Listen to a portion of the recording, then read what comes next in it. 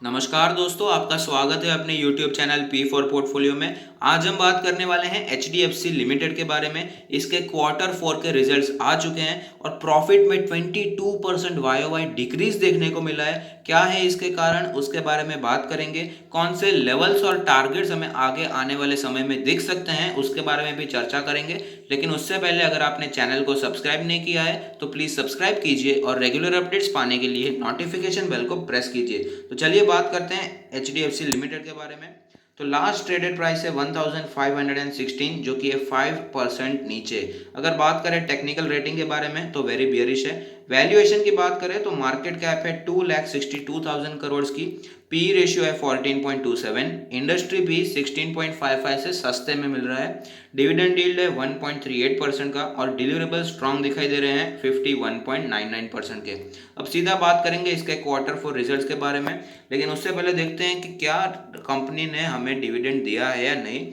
तो बोर्ड ने 21 रुपीज़ पर इक्विटी शेयर का डिविडेंड डिक्लेयर किया है और डिविडेंड पेमेंट डेट की बात करें तो वो है फ्राइडे जुलाई 31, 2020। अब देखते हैं कैसे आए हैं इसके क्वार्टर 4 के रिजल्ट्स। तो आप देख सकते हैं revenue from operations, interest income जो दिखाई दे रही है वो है 10,963 करोड़, जो कि थी 10,061 करोड़ लास्ट ईयर। तो ईयर ऑन ईयर बेसिस पे इंटरेस्ट इनकम में अच्छी खासी हमें ग्रोथ देखने को मिली है। अगर बात करें हम इसके डिविडेंड इनकम के बारे में तो इस क्वार्टर में सिर्फ 2 करोड़ की डिविडेंड आई है, जो कि थी 536 करोड़ लास्ट ईयर। इसके कारण हमें प्रॉफिट में अच्छा खासा ड्रॉप देखने को मिला है। दूसरी वजह जिसकी वजह से हमें प्रॉफिट में ड्रॉप देखने को मिला है वो है profit on sale of investment, जो कि आया है 2.45 करोड़, जो कि था 321 करोड़ लास्ट ईयर। इसके कारण भी हमें अच्छी खासी गिरावट देखने को मिलती है प्रॉफिट्स में। Revenue from operations, total revenue की बात करें तो इस क्वार्टर में 11,975 करोड़ है, जो कि थी 20,285 करोड़ लास्ट क्वार्टर में। तो इतनी बड़ी गिरावट आई है ऐसा नहीं है। HDFC लिमिटेड को वन टाइम गेन मिला था ग्रो फाइनेंस और बंधन बैंक के मर्जर की वजह से। आप देख सकते हैं 9,000 करोड़ का वन टाइम गेन था। अगर इस 9,000 करोड़ को हम हटा दें तो ओवरऑल फ्लैट दिखाई देगा हमें रिजल्ट्स, लेकिन ईयर ऑन ईयर बेसिस पे थोड़ी सी ग्रोथ देखने को मिली है। नेट प्रॉफिट की बात करेंगे तो आप देख सकते हैं नेट प्रॉफिट आफ्टर टैक्स की बात करें तो 2,232 करोड़ आया है, जो कि था 8,372 करोड़ लास्ट क्वार्टर। इसका वजह मैं आपको बता चुका हूं कि ग्रो फाइनेंस की वजह से वन टाइम गेन मिला था। अगर ईयर ऑन ईयर बेसिस की बात करें तो नेट प्रॉफिट 2,861 करोड़ था।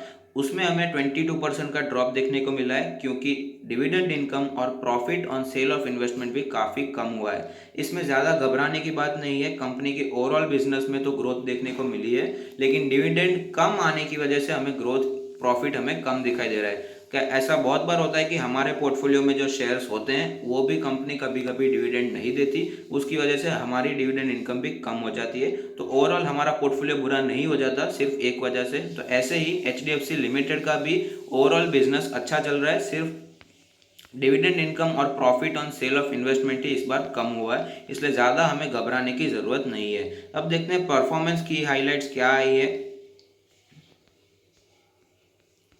तो आप देख सकते हैं प्रॉफिट आफ्टर टैक्स जो आया है वो है 17,770 करोड़ इस पूरे फाइनेंशियल ईयर के लिए। 21% ग्रोथ देखने को मिली है इंडिविजुअल लोन्स में, 14% ग्रोथ देखने को मिली है individual loan book asset under management में। स्प्रेड्स आया है 2.27% और नेट इंटरेस्ट मार्जिन जो आया है वो है 3.4%।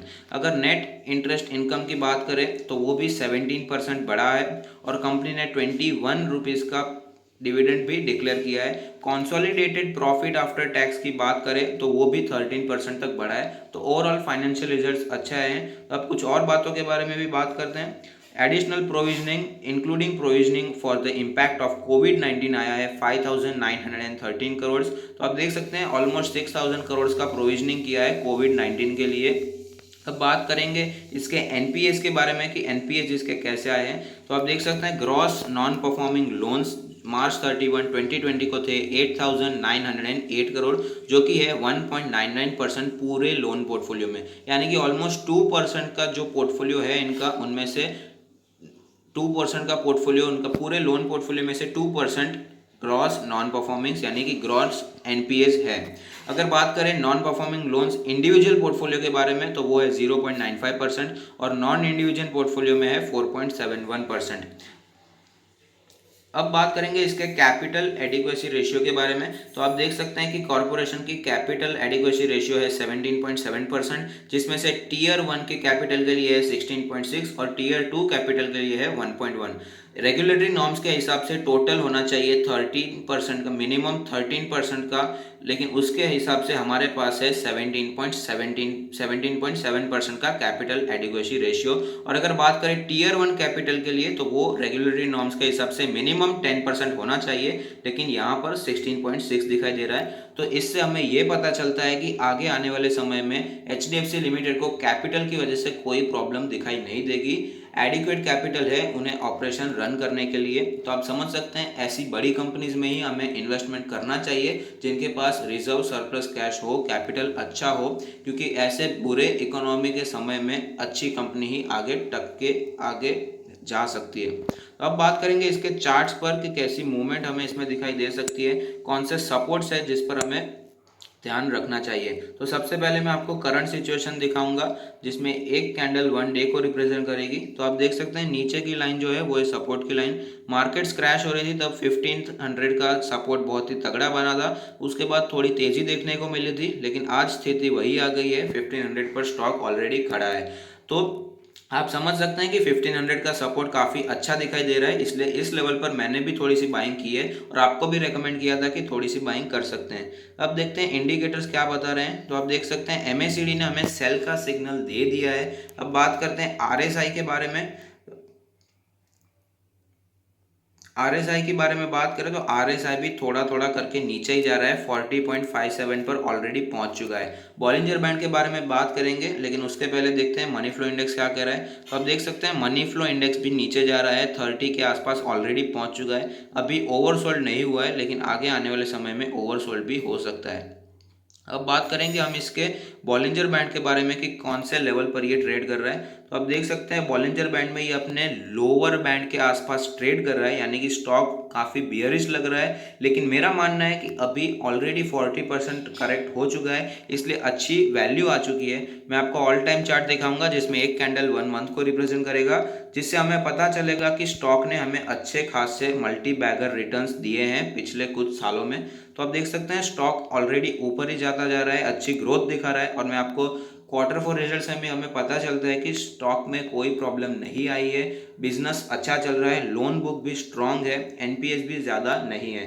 तो इससे मैं आपको ये बात बताना चाहता हूँ कि कंपनी अच्छी है, फंडामेंटली स्ट्रांग है, रेप्यूटेड ग्रुप है, बिजनेस अच्छा चल रहा है, तो इसमें पोजीशन बनाने में कोई हर्ज नहीं है।